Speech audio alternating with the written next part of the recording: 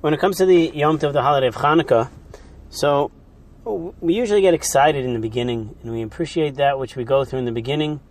And as the days go on, unless we're getting new presents every day, some of the spiritual greatness, we'd say, or the feeling that we have for it, maybe the emotional connection, tends to wane on us. And this, Rav Dessler explains, is because of the fact that we're somewhat removed. We don't necessarily have a sense of involvement with it. It's somewhat external to us, and therefore we need to internalize it. If it was internalized, it would make a difference the way we actually appreciate the Yom Tov itself. What's interesting to note is in the Sifrei Hasidim, they describe the concept of Zos Chanukah, the last day of Hanukkah, as the ultimate aspect of the miracle itself. Now again, for us, each day is obviously a miracle. What is so special about the 8th day? So Rav Dessler in another piece explains that the number 8 is obviously significant in Judaism. It represents, if 6 stands for physical creation, 7 stands for the spiritual in the midst of physical. Just like you have 6 days of creation, and following that you have Shabbos. Shabbos is what we call Me'ein Olam Haba, is a piece. You're able to get a piece of what Olam Haba is about. 8 even transcends 7. So if 8 is transcending 7, so what that means, 8 is completely outside this world. 7 is still within this world. Our 7th day of creation, it's the Shabbos itself. 8th is something that's even beyond that. There is not even a day that we can actually describe to get to the number 8.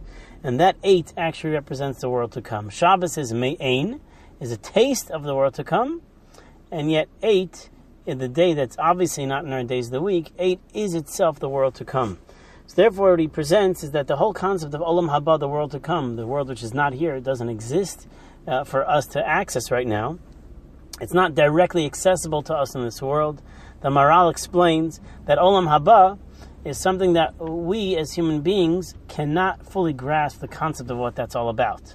And that means that a Navi, a prophet, could never be able to describe or have a prophecy of something that happens in Olam Haba.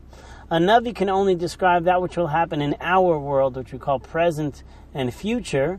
And that our world is Olam Hazeh, is this particular world, is this physical world. So he can tell you what will happen today, tomorrow, next year, or even during the times of Mashiach, because those are things that exist within this world. But Olam Haba, which is the next world, the world to come, that can only be appreciated and understood by those that have the element of intellect. And this is where Torah actually comes in. The one who studies Torah can actually get a taste of Olam Haba, because Torah itself is out of this world, though it lives in this world. Shabbos, though it's in this world, we can taste a piece of Olam Haba. Olam Haba can be accessed through the level of the intellect. The rabbis tell us that when you study Torah, study of Torah is something which really connects you to a deeper level of intellect, and that's something that prophecy cannot reach, that through a person studying Torah, they can actually get to a higher level of understanding than that of the prophet alone. As the Gemara tells us, Chacham Adif Minavi, a wise person, which is referring to someone who's studying Torah, is even greater than that of a prophet. And that means that our own spiritual levels can be accessed somewhat through the number 7, through the 7 days of the week, but they're limited. To a certain point, they cannot be accessed to the fullest level. But when a person reaches the number 8, and they get to that higher level, which is time and time again, what Hanukkah is representing for us is each day is seeing another miracle. As you build it till you get to number 8, 8 is beyond this physical world.